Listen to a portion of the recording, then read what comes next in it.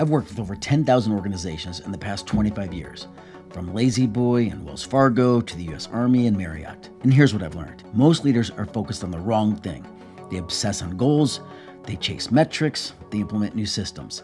But here's the truth. You can have the best strategy in the world, but if your mindset is broken, your strategy will fail every single time. The highest performing leaders I've coached all made one fundamental mindset shift that changed everything. Once you master it, everything else becomes easier. Your strategy executes better, your feedback lands differently, your culture transforms. And the best part, this shift doesn't require a massive budget or restructuring of your organization. It requires one thing, a willingness to change how you think about mindset. So let me show you exactly what this shift is and how to make it. Here's a shift. Elite leaders stop trying to control outcomes and start influencing mindset. Let me say that again because it's critical.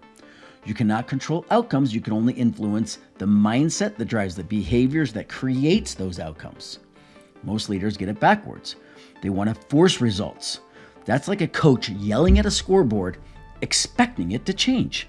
They micromanage and create accountability systems that feel like surveillance. They implement new processes and wonder why nothing changes.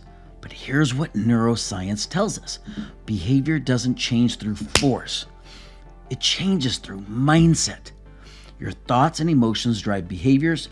Your behavior drives results. Therefore, if you want different results, you don't start with the results. You start with the thoughts and emotions. You start with the mindset.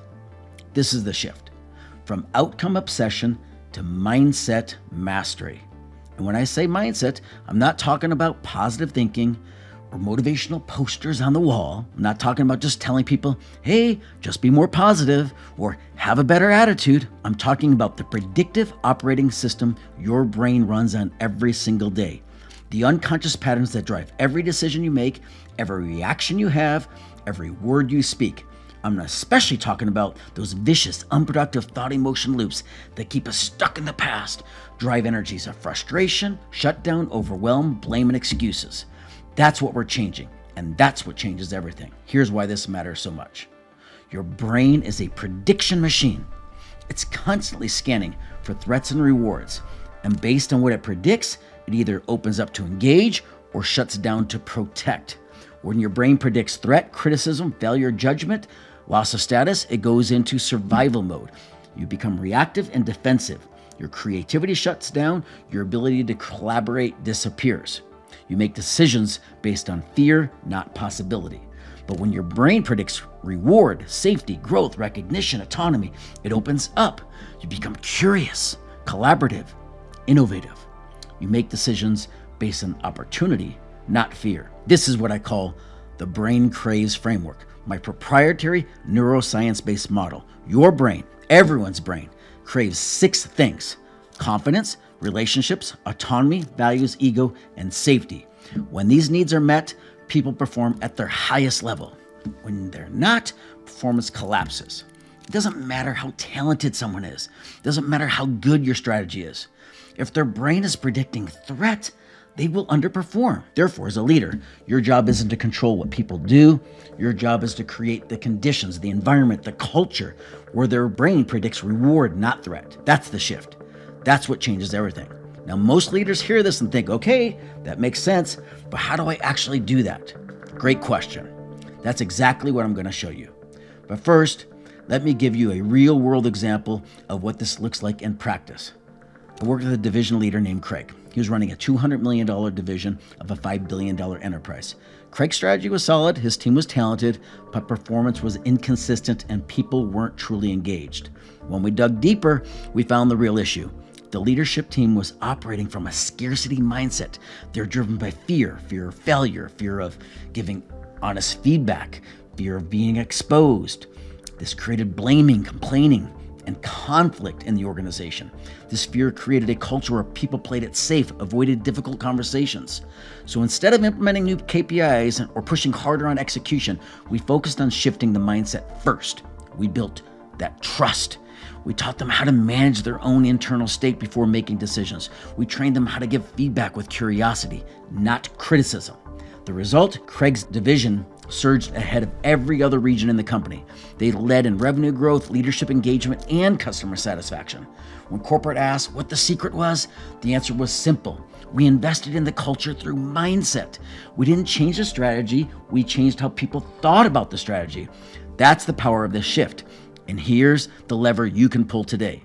Feedback. Not as a performance tactic, feedback as a mindset intervention. Every time you give feedback, you're either reinforcing an unproductive mindset or helping someone shift to a more productive one. Most leaders enter feedback conversations unprepared. They're reactive, emotionally charged. They're focusing on what went wrong instead of what's possible. They want to fix the behavior without understanding the mindset that's driving it. But when you approach feedback with intention, when you regulate your own mindset first, feedback becomes transformational. I define feedback this way.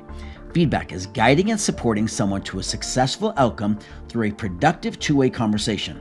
Notice the key words there: guiding, supporting, two-way, productive. This isn't about telling someone what they did wrong. It's about helping them to see a new path forward. It's about shifting their mindset from defensive to curious, from fixed to growth mindset. Here's how this works in practice. Let's say you have a team member who's consistently missing deadlines. Most leaders would say something like, "You need to manage your time better. This is unacceptable." But that's outcome focused, not mindset focused. You're addressing the symptom, not the cause. A mindset focused approach would sound different. You start with curiosity. "I've noticed you've been missing some deadlines lately. Help me understand what's going on. What's getting in the way?" Now you're opening a dialogue. You're creating psychological safety.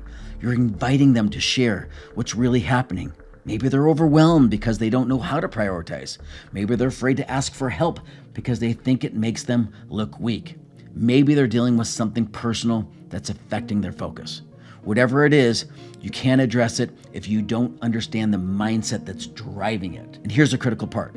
Before you can help them shift with their mindset, you have to manage your own. If you enter that conversation frustrated, judgmental, or impatient, your brain is predicting threat. And when your brain predicts threat, you become reactive. You say things you didn't mean, you shut down on the conversation before it even starts. But if you enter that conversation curious, calm, centered, your brain is predicting a reward. You're open, you're collaborative, you're able to guide them to a better outcome. This is what I call shifted choice. It's the ability to recognize when you're in an unproductive mindset and constantly shift to a productive one. And this is the foundation of everything. You cannot lead others to a place you haven't been yourself. Now let me go even deeper on this, because this is where real transformation happens. The reason most leaders struggle with this shift is because they've never been taught how to work with mindset. They've been taught process and tactics, but they've never been taught how to manage their own internal state, how to regulate their emotions under pressure, how to recognize when they're operating from fear versus possibility. And here's the truth. An unproductive mindset doesn't just affect you. It infects your entire culture. As I always say, leaders perpetuate the behaviors they demonstrate and the behaviors they tolerate. If you're reactive, your team will be reactive. If you're operating from fear, your culture will be driven by fear. If you avoid difficult conversations, your team will avoid difficult conversations. You set the tone. You create the culture, whether you realize it or not. Therefore, the person whose mindset needs a shift is yours. And this is where the real work begins.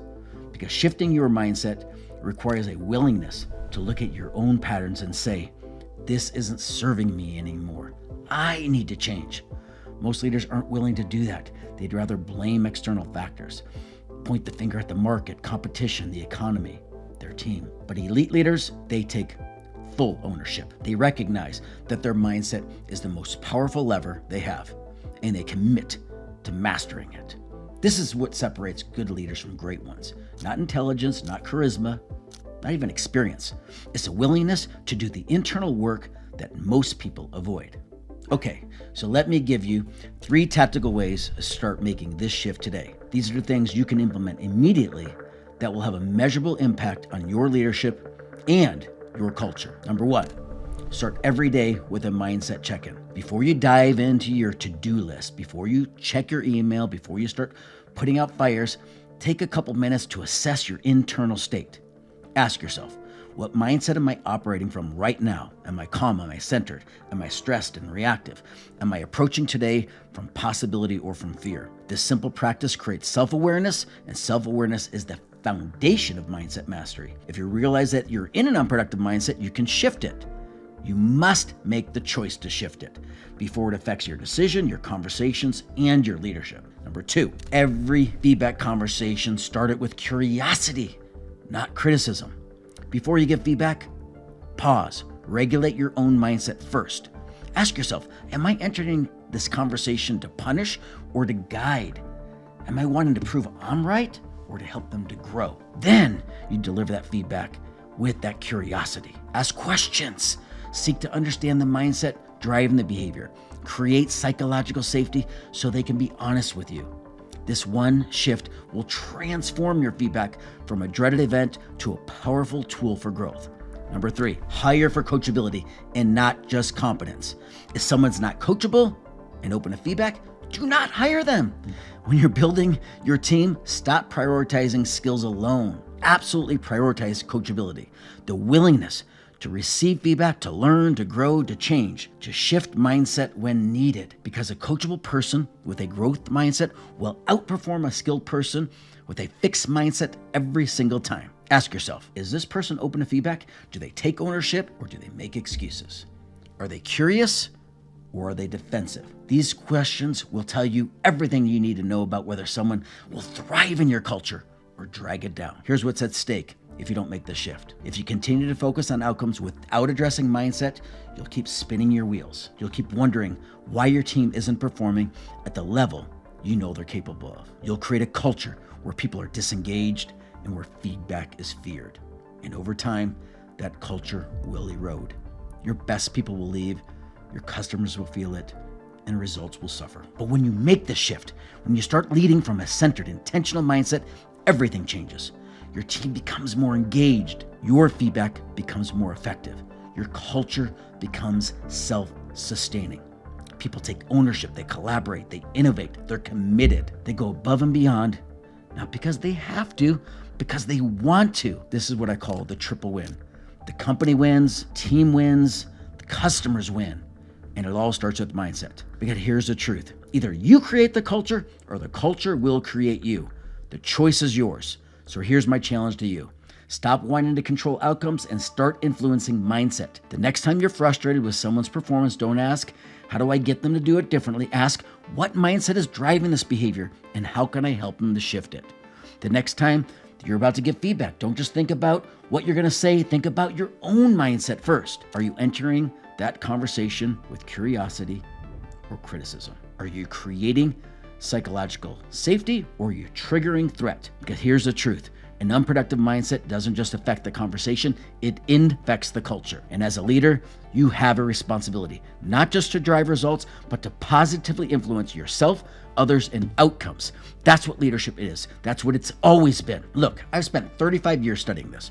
I've worked with thousands of leaders. I know and seen what works and what doesn't. And I can tell you with absolute certainty, the leaders that master mindset, their own and others, are the ones who build organizations that don't just survive, they thrive. They create cultures where people feel valued, where feedback is welcomed, not feared, where accountability is shared, not imposed, where innovation happens naturally because people feel safe to take risks. That's the legacy you can leave. But it starts with this one shift from outcome obsession to mindset mastery. Thanks for watching. Now go create the culture that you want to see.